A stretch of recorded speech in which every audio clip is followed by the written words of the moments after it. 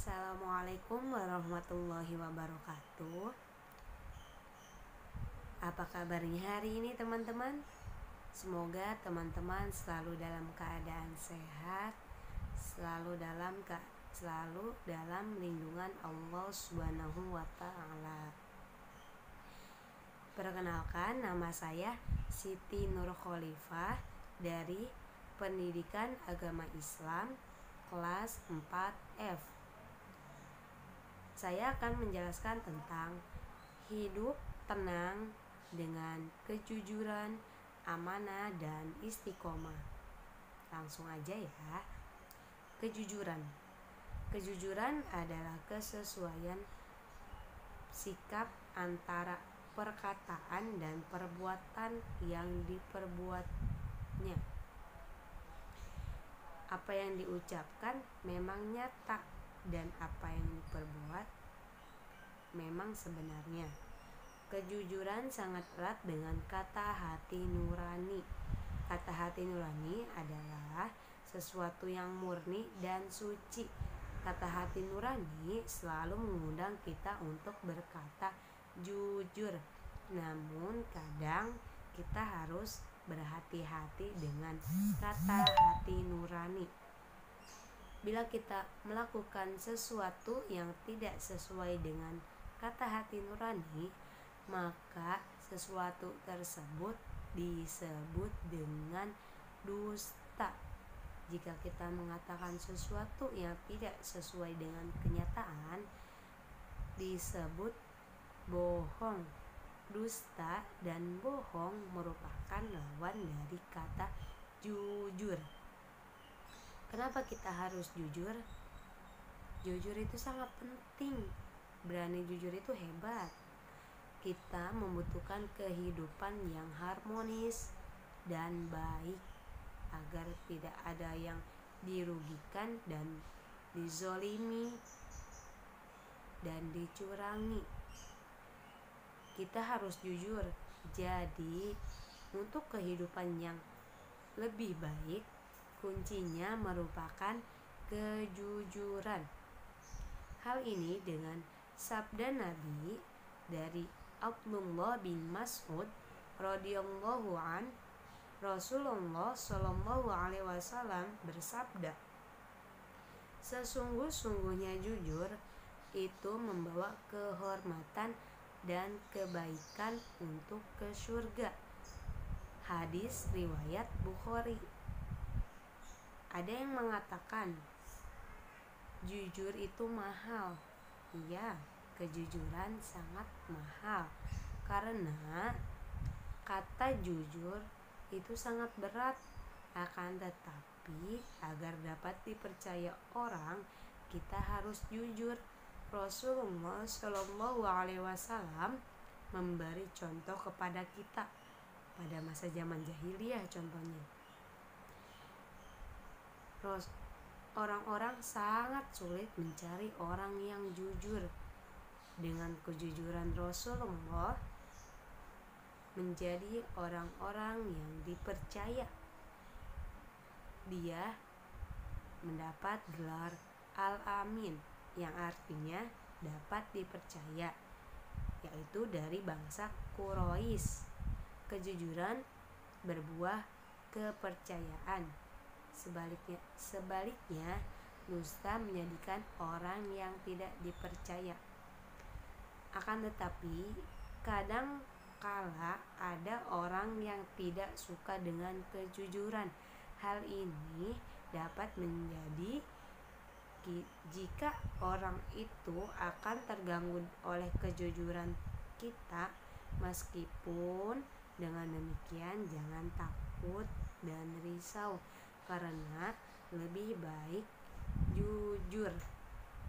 Kejujuran merupakan bagian dari akhlak yang dimasukkan dalam Islam. Seharusnya sifat jujur juga menjadi identitas Muslim. Katakan itu memang benar dan katakan yang salah memang salah. Allah Subhanahu wa taala berfirman, dalam Quran surah Al-Baqarah ayat 42 yang artinya, dan janganlah kamu mencampur adukan kebenaran dengan kebatilan, dan janganlah kamu sembunyikan kebenaran sementara kamu mengetahuinya. Hikmah dari kejujuran adalah: 1. Mendapatkan kepercayaan orang lain. 2. Mempunyai banyak teman. 3. Membawa hidup kita tenang dan tentram karena tidak mempunyai kesalahan kepada orang-orang. Selanjutnya yaitu amanah. Amanah bernilai terpercaya. Amanah juga berarti pesan yang dititipkan dapat disampaikan kepada orang yang berhak. Amanah juga wajib ditunaikan oleh kaum muslimin, seperti amanah dari Allah. Contohnya yaitu seperti sholat, membayar zakat, dan berpuasa. Amanah terkait erat dengan tanggung jawab. Orang yang dilindungi amanah biasanya orang yang bertanggung jawab. Dengan demikian, amanah itu penting. Mulai sekarang kalian harus berusaha untuk menjadi orang yang bertanggung jawab. Untuk melatih tidak sulit. Mulailah dari amanah yang kecil, seperti bertanggung jawab saat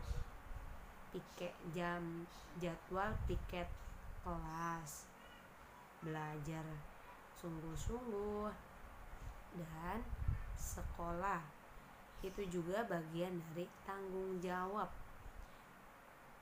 Rasulullah SAW bersabda dari Ibnu Umar radhiyallahu an, yaitu setiap orang adalah pemimpin dan akan mempertanggungjawabkan jawaban atas kepemimpinannya.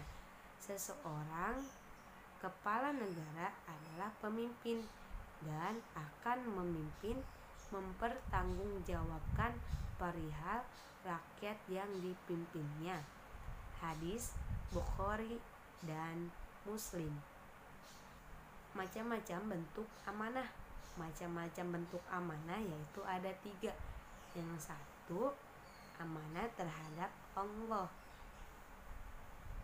Amanah ini berisi ketaatan akan memenuhi semua perintah dan menjauhi segala larangannya.